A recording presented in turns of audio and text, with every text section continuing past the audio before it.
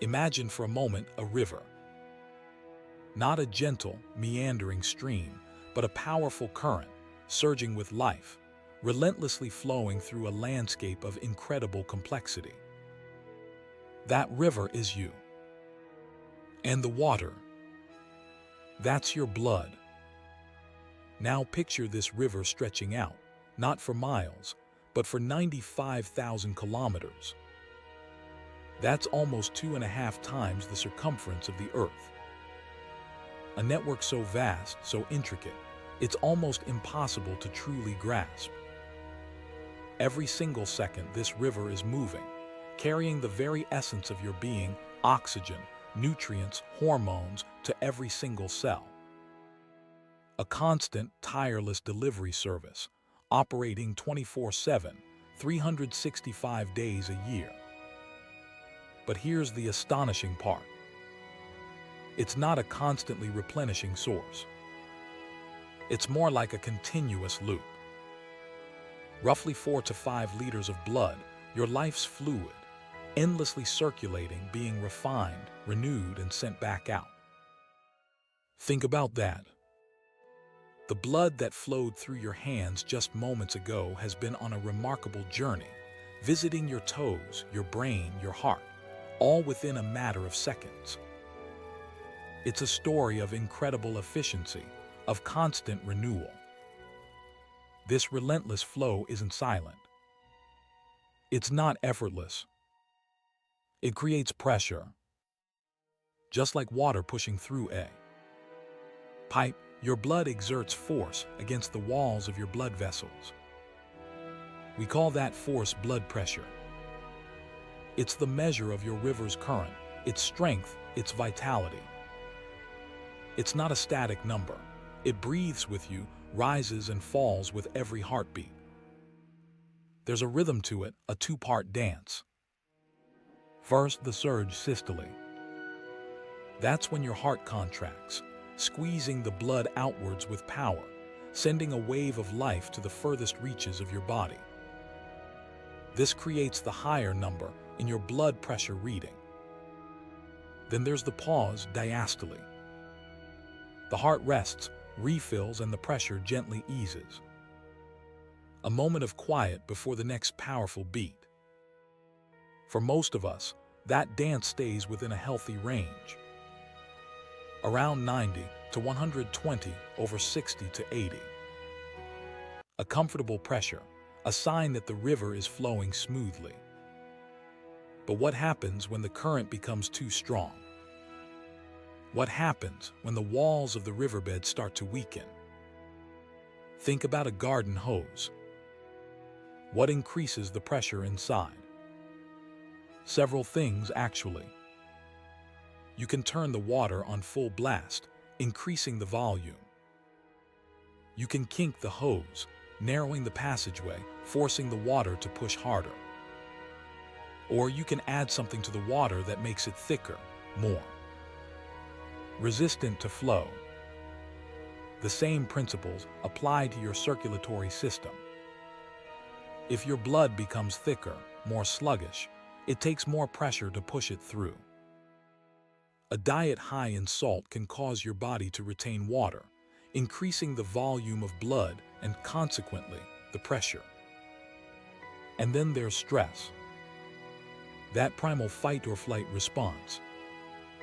When you're faced with a challenge, your body releases hormones like adrenaline and noradrenaline.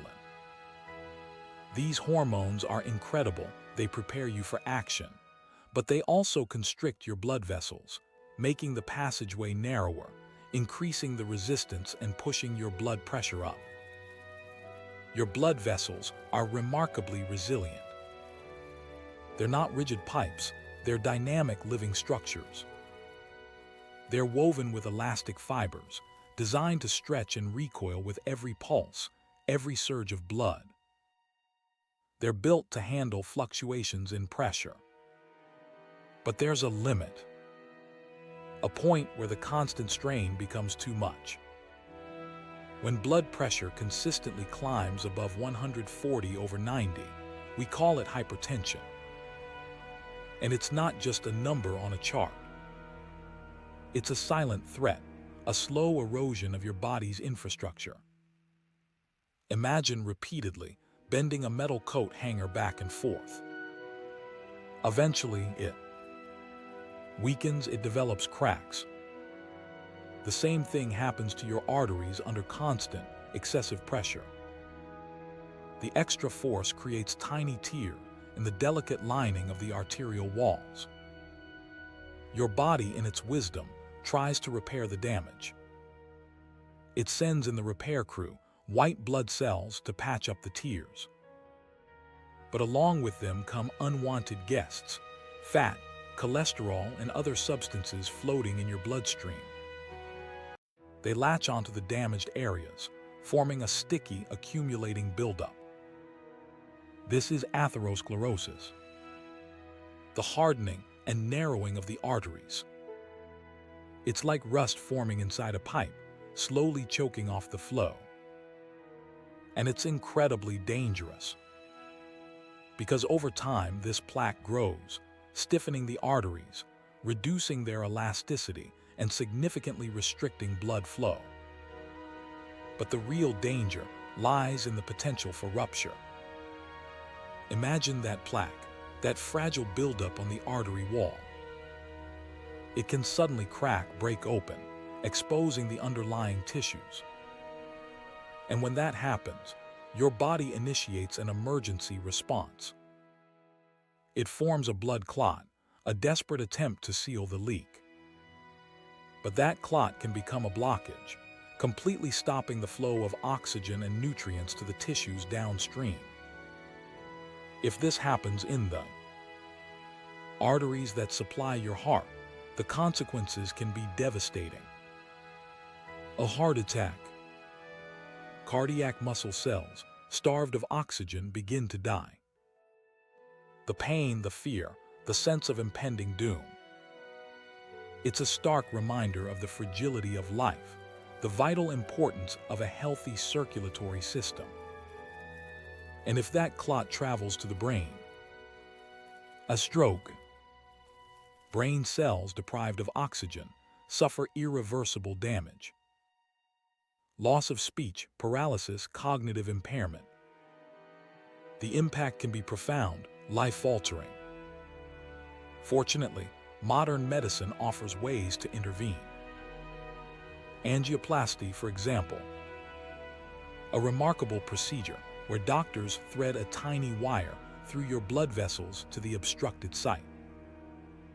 Then they inflate a small balloon, gently forcing the passageway open.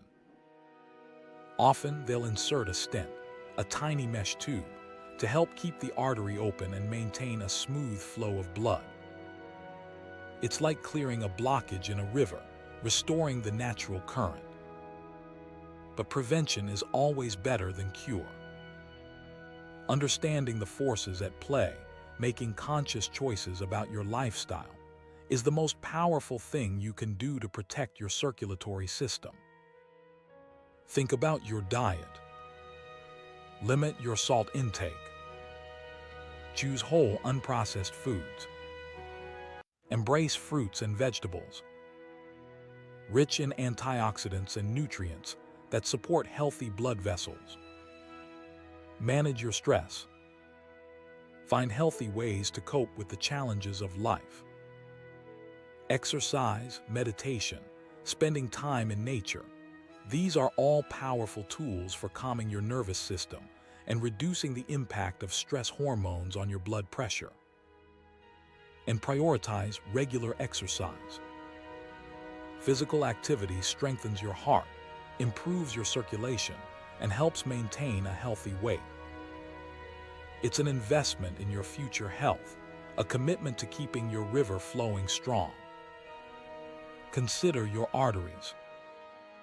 They're under constant pressure, tirelessly working to deliver life to every corner of your body.